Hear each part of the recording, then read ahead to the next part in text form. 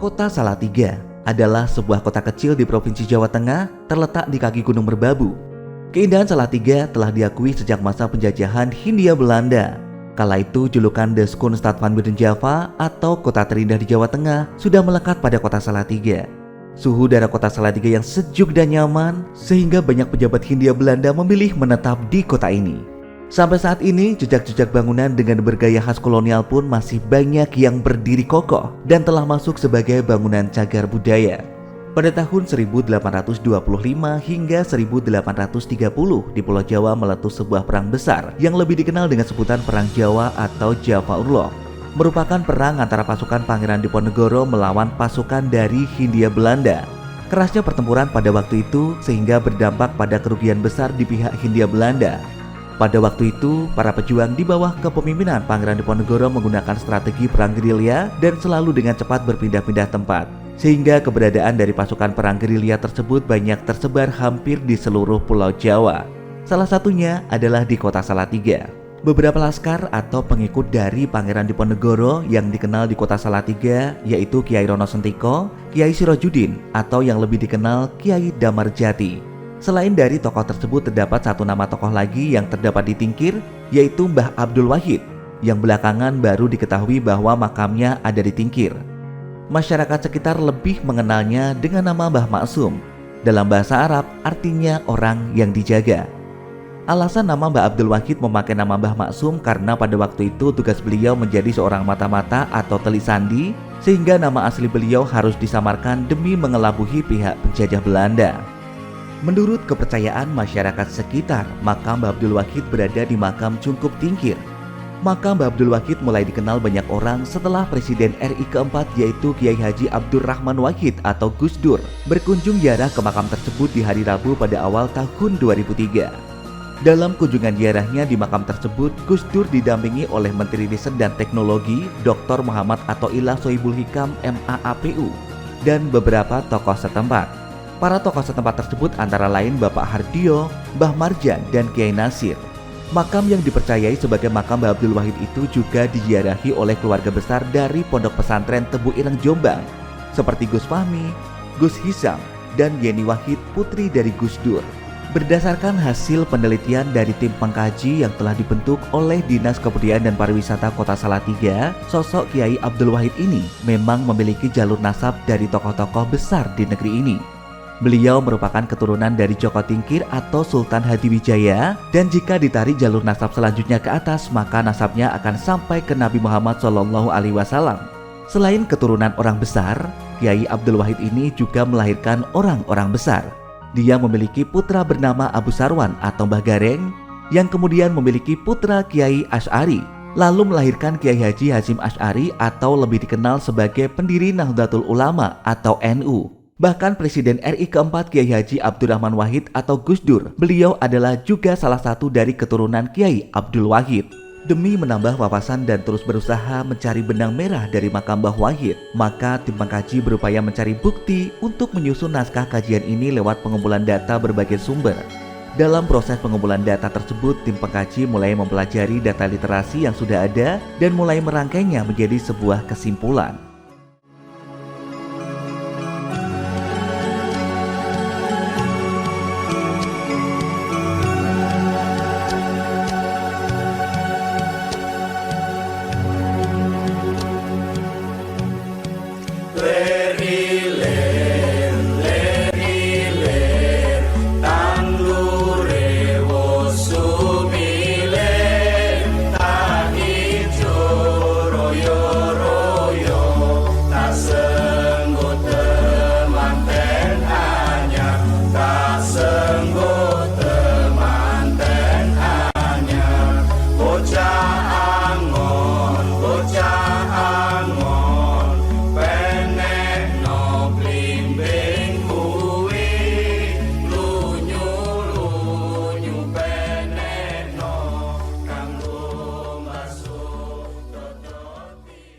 Tidak berhenti sampai di situ, tim pengkaji terus berupaya untuk melakukan penelitian dengan wawancara mendalam lewat statement dari narasumber yang bisa dipercaya.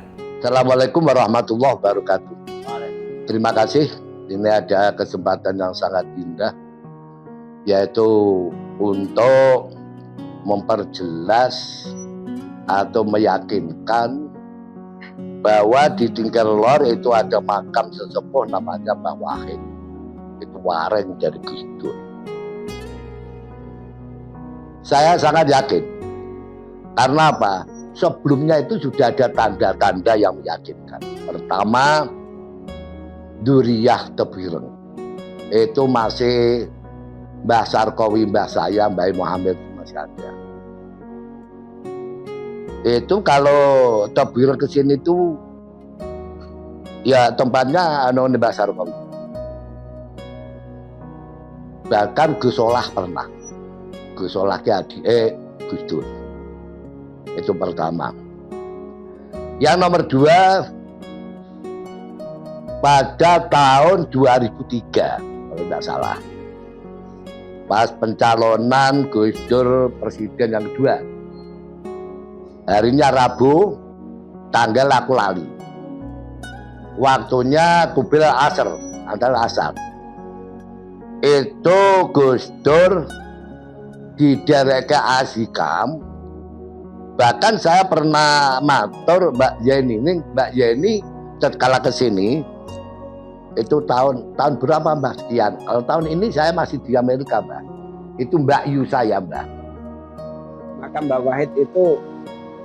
Wahid itu dulu dikenal dengan nama Mbah Maksum. Sebelum ada keterangan dari beberapa, itu adalah orang sekitar sini menyebut Mbah Maksum. Kemudian ketika setelah ada keterangan baik dari Gus Dur dan dari yang lain dan bersumberkan dari silsilah yang ditulis oleh Gus Isom Hadik, sehingga beliau tahu bahwa yang dimakamkan di situ adalah Mbah Abdul Wahid. Kemudian Mbah Zubair menyebutkan nama Mbah Abdul Wahid adalah ketika Mbah Hasyim Asy'ari menikahkan Mbah Zubair pada tahun 1929,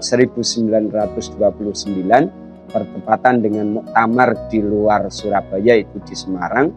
Kemudian Gus Dur sendiri juga pernah ziarah ke situ.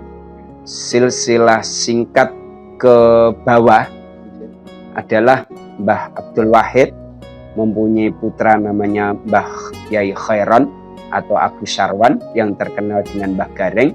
Kemudian Mbah Abu Syarwan mempunyai putra namanya Mbah Asy'ari. Mbah Asy'ari mempunyai putra namanya Mbah Hasyim. Mbah Hasyim mempunyai putra namanya Mbah Abdul Wahid Hasyim. Dan terakhir mempunyai putra Kyai Haji Abdurrahman Wahid. Yang ke atas adalah Mbah Abdul Wahid bin Abdul Halim. Kemudian ke atas sampai Pangeran Mbah Sambu, Pangeran Benowo, dan Joko Tingkir. Kemudian sampai ke Maulana Ishak. Mbah Abdul Wahid pasukan Telik Sandi yang ditugaskan di sekitaran Salatiga untuk mengawasi pergerakan Belanda di Salatiga.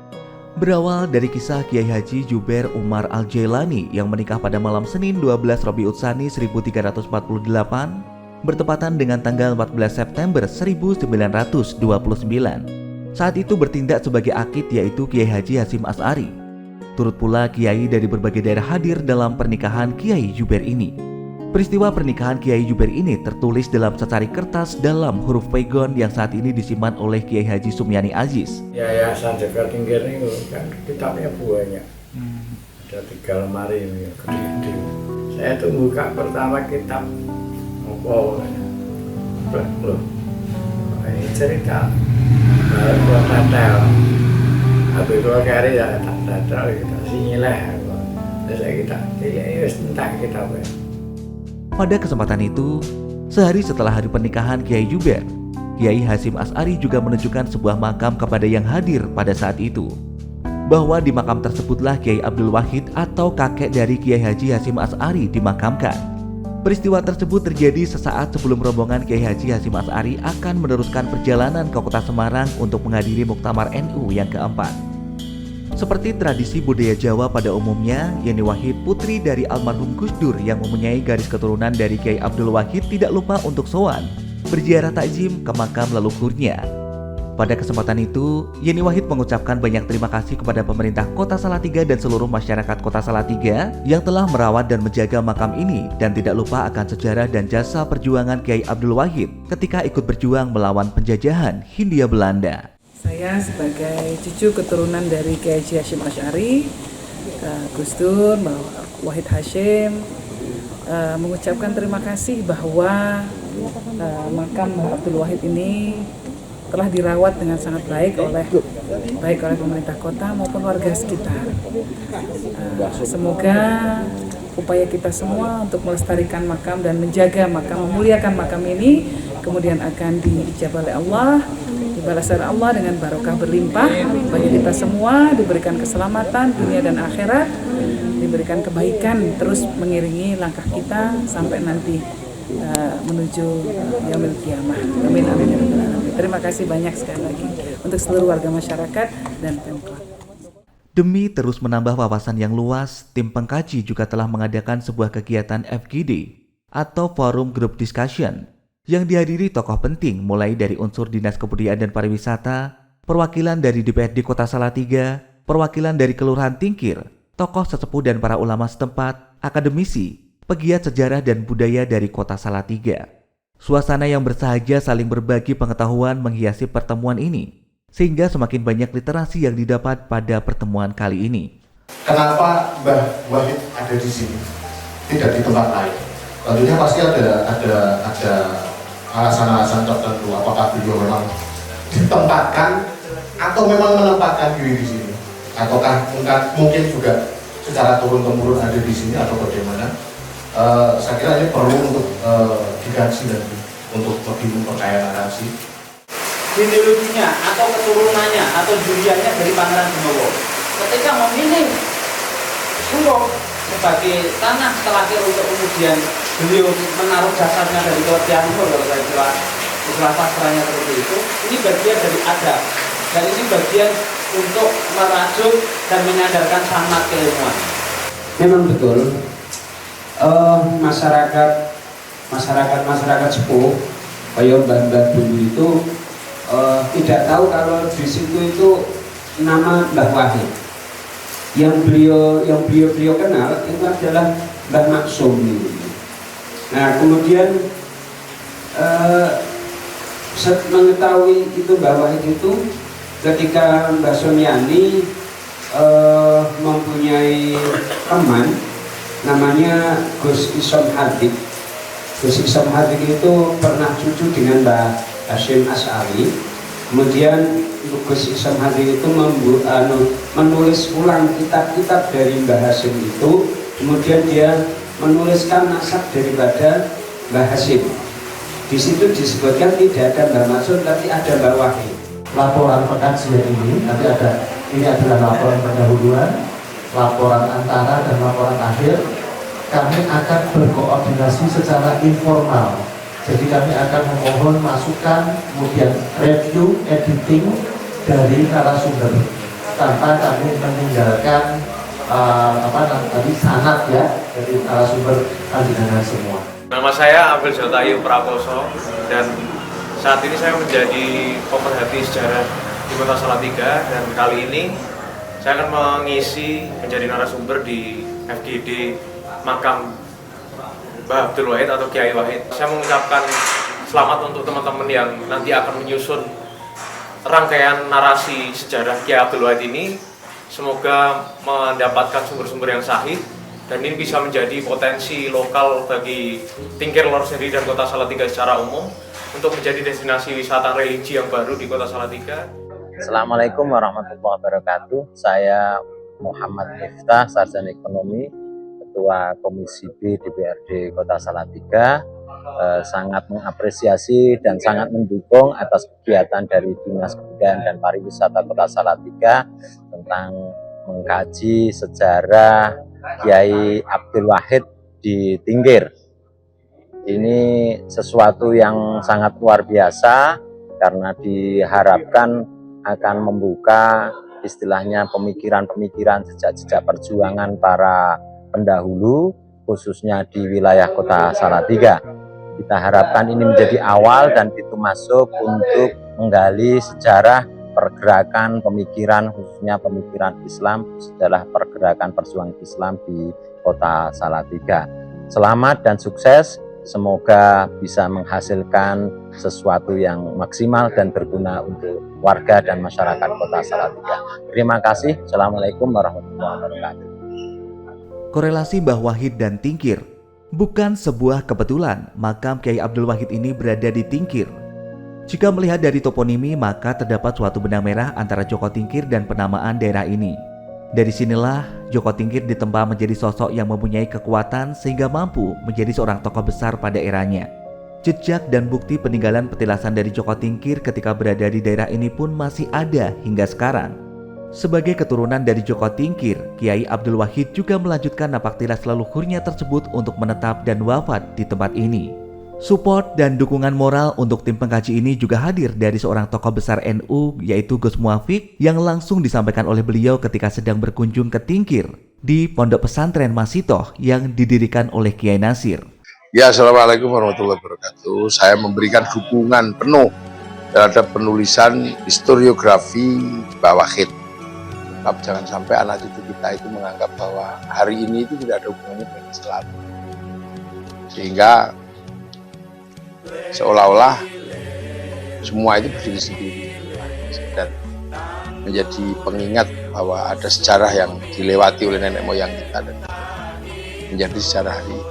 Saya mendukung penuh, sangat luar biasa dalam upaya untuk mengembalikan sejarah kembali. Salah satunya adalah Mbah Wahid. Assalamualaikum. Menjadi daerah yang mempunyai DNA dan cerita perjalanan sejarah yang luar biasa, Tingkir hingga saat ini masih tetap menjaga kultur dan budayanya. Suasana yang penuh dengan kebersamaan dan nuansa muslim religius sangat kental di Tingkir. Seperti sejarahnya yang panjang, bahwa di tempat ini banyak melahirkan ulama besar sejak dahulu kala hingga kini.